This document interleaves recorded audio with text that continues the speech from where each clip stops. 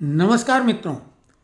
बेहद महत्वपूर्ण वीडियो, दूसरों से हट के जो भी लोग देखेंगे वो महसूस करेंगे कि हाँ, जानकारी अगर कोई दे रहा है तो इस तरह की देना चाहिए। खबरों वाली ही कुछ जानकारी है लेकिन विश्लेषणात्मक। पहले हमने लिखा है कि माई का फंडा, एनडीए वर्सेस इंडिया अलायंस का। तो माई का मतलब मुस्लिम और बाई का मतलब यादव समझा जाता है। और भारत में दो दलों की जो क्षेत्रीय दल हैं जिनके मुख्यमंत्री भी बन चुके, एक से अधिक बन चुके। ये बात अलग है कि दोनों के परिवार के ही मुख्यमंत्री बने हैं, एक पति पत्नी और दूसरे पिता पुत्र। तो दोनों दलों की ताकत ईएम-बाई समीकरण पर आधारित है। एम के लिए कुछ भी करेंगे, हालांकि मेन नियम तो मनी है जिसके लिए ये सारे फंडे बनाए जाते हैं।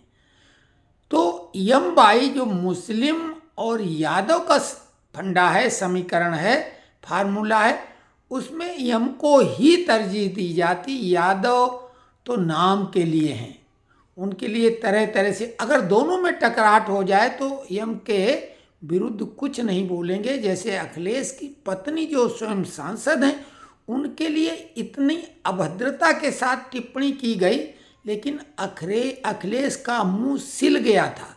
वैसे वो बहुत मुखर रहते हैं सनातन पर टिप्पणी करने के लिए। तो ये है ताकत यम की। हालांकि वो उस यम का मतलब है मनी। मनी के इर्द गिर्द इशारा है। जिनके पास 2-4 बीघा खेत था, नई साइकिल नहीं खरीदने की हैसियत थी, वो आज चार्टर्ड प्लेन लेते हैं। और क्या उनकी हैसियत है, उनके इर्द गिर्द रिश्तेदारों परिवार की तो छोड़ दो, इर्द गिर्द वालों की भी हैसियत क्या हो गई। और वही हालत बिहार वाले दोनों यादव परिवारों का। तो बीच में जो 2024 का लोकसभा चुनाव हुआ था और विशेषकर यूपी में अखिलेश जो इठला रहे हैं, राहुल 99 सीट को लेके इठला रहे थे और अखिलेश 37 सीटें यूपी में उन्होंने जीती थी। और उन्हीं की वजह से कांग्रेस भी 6 सीटें जीत गई थी। भाजपा मात्र 33 सीटें और उनके सहयोगी दल 4 सीटें ही जीत पाए थे। तो इन लोगों ने बोला भारत जो भारतीय जनता पार्टी वो संविधान बदलने की बात कर रही। मीडिया भी यही खबर चलाती है और बहुत रणनीतिक सफलता बताई जा रही है आज तक। और अखिलेश बोल रहे हैं कि हमने तो हरा दिया था। वो जो जीत हुई थी वो यम की जीत थी। वो यम मतलब न मुसलमान, वो यम का मतलब था मनी।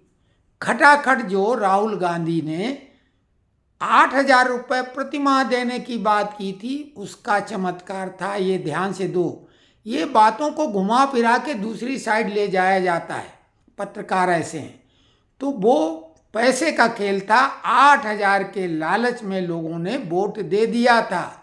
अखिलेश के बारे में सभी जानते हैं, उपचुनाव में क्या हाल हुआ खुद समझ लो। 9 में से मात्र 7 सीटें भाजपा ने जीती हैं और 2 सीटें केवल वो जीत पाए। यानी मात्र तो अब उनके लिए लगेगा कि मात्र 2 सीटें जीत पाए। वो 9 में से 7 सीटें उपचुनाव में हार गए क्योंकि वहाँ वो मनी फैक्टर नहीं था, बाकी एम-बाई वाला फैक्टर था। लेकिन उसके जवाब में एनडीए के पास गजब का एम-बाई फैक्टर है। एक तरफ वो महिलाएं उनको ज़बरदस्त वोट देती हैं, तमाम जो उनकी योजनाएं हैं। और युवा जो जेनजी है वो मोदी पर ही भरोसा करता है। योगी पर तो चलिए हिंदी बेल्ट में ज़्यादा है, लेकिन मोदी पूरे भारत में ही नहीं विश्व में लोग उनकी जय जयकार करते हैं। और युवा सबसे ज़्यादा पसंद करते हैं, महिलाएं भी पसंद करती हैं। तो इनके पास जो है महिला, युवा और मोदी योगी, तो इनके पास डबल एम-बाई फैक्टर है। और इतना बड़ा ब्रांड है इनका कि पूरी दुनिया में तहलका है। एम मतलब मोदी, बाई मतलब योगी।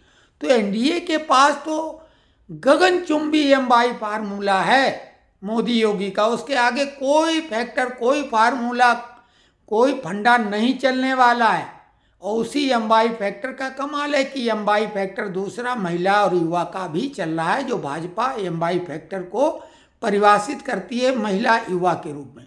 तो इस चुनाव में तो एक तरफा रहेगा, क्योंकि एक जो मनी फैक्टर है कि जो किसी भी बहाने से महिला लाडली दीदी, लाडली बहना, महातारी योजना, तो वहाँ तो बिहार में एनडीए ने पहले से वो कर दिया, तो एक तरफा चुनाव रहेगा। हमने बार बार कहा हाँ, जहाँ टकराहट होती है मुस्लिम वोटों से, वहाँ कोई फैक्टर काम नहीं करता, वहाँ भाजपा का हारना तय होता। जैसे JNK में भाजपा ये योजना लाई थी मनी वाली कि इतने रुपए हर महीने मिलेंगे, लेकिन वहाँ हार गए। क्यों? कि वहाँ पर जम्मू में तो हिंदू बाहुल्य क्षेत्र है, वहाँ भाजपा ठीक ठाक प्रदर्शन कर गई, लेकिन कश्मीर में चूंकि एक तरफा हार हुई, एक भी सीट नहीं जीत पाई, तो खैर वहाँ ये फार्मूला ध्वस्त हो गया। केवल वही एक अपवाद है।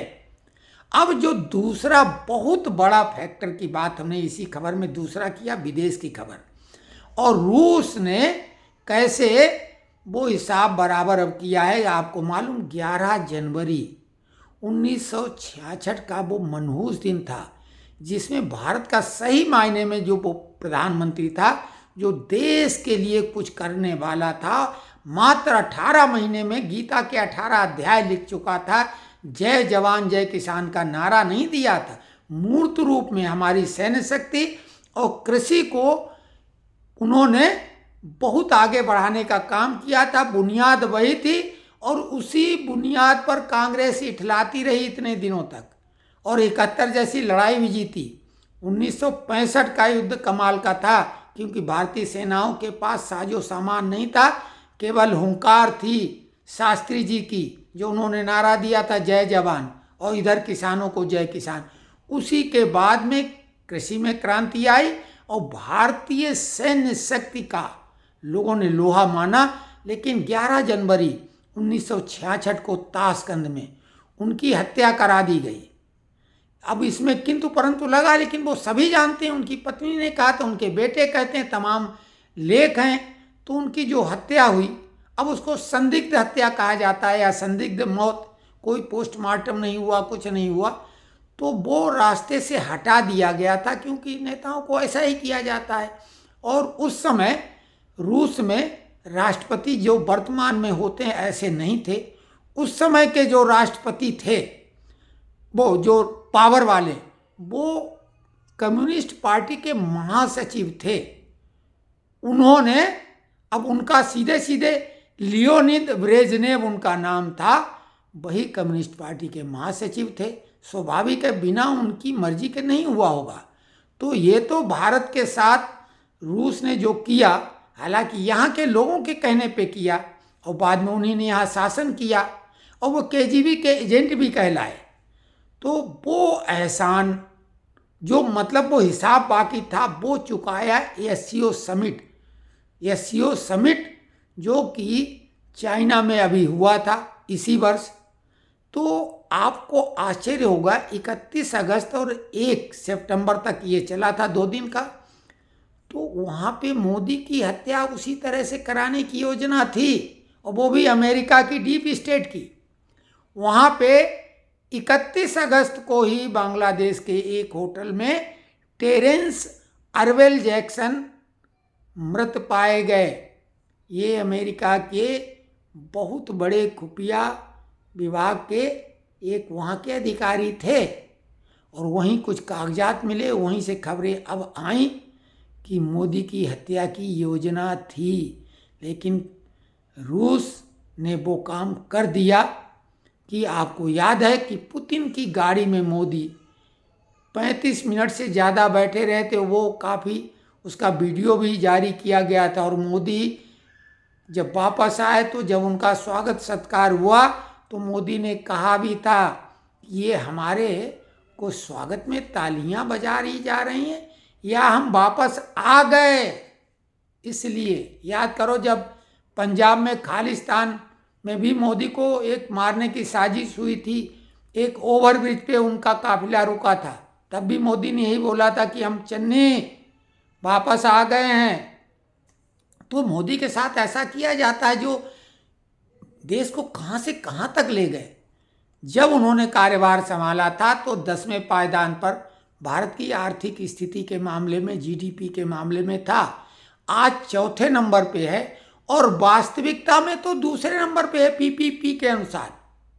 जो बाइंग कैपेसिटी भारत की है पैसे की, उसके हिसाब से।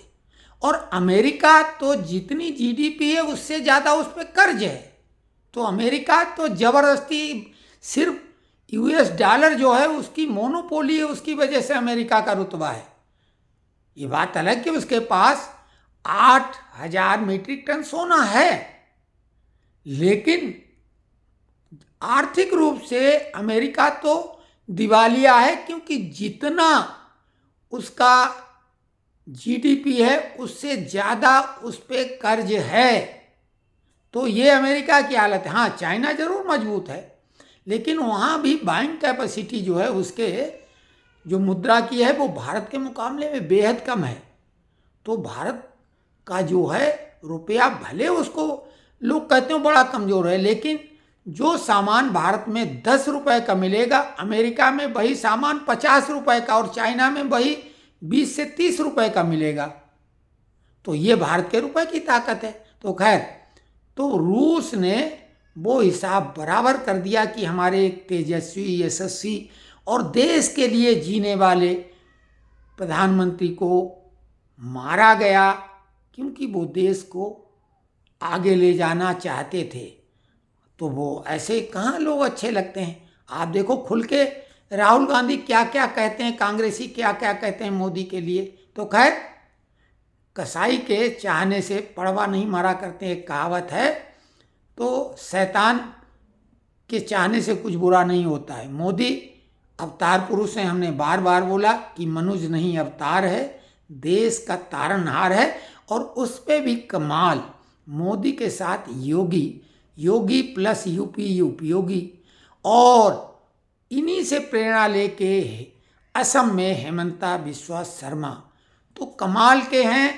अब क्या कहा जाए, सनातनी अगर इसके बाद भी कद्र नहीं करेंगे इन नेताओं की, तो सनातन का ईश्वर ही मालिक है। तो ये वीडियो कैसा लगा आप लोग कमेंट्स में लिखें, हालांकि थोड़ा लंबा हो गया है।